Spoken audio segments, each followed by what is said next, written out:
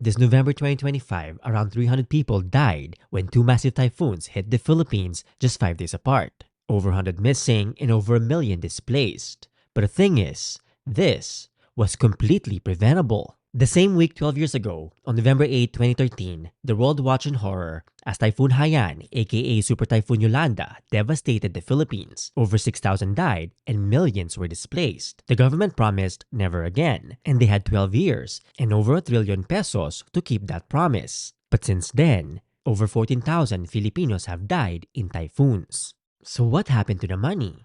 Since Typhoon Haiyan, over ₱1.3 trillion was spent on flood control. In fact, just in the last 3 years, ₱545 billion was spent across over 9,000 projects. But sadly, every year, the same pattern. Storms come, people die, emergency funds get released, but politicians take up to 30%, public works officials pocket 15%, government auditors get 2%. So what do we the people get? Ghost projects.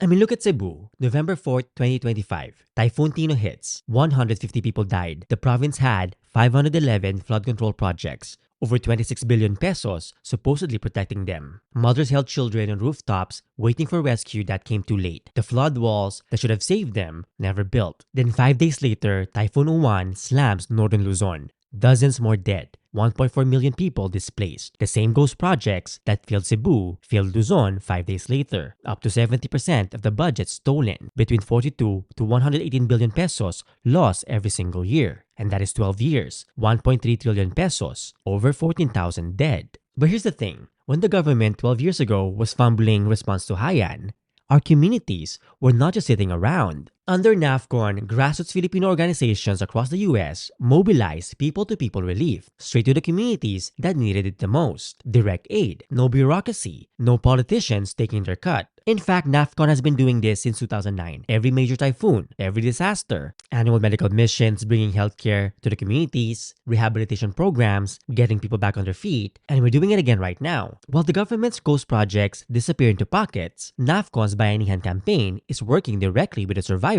and their networks as we speak. And you can be part of it too. That is actually what Bayanihan really means. Uniting and standing alongside each other, taking care of one another. So check out the links below to learn more.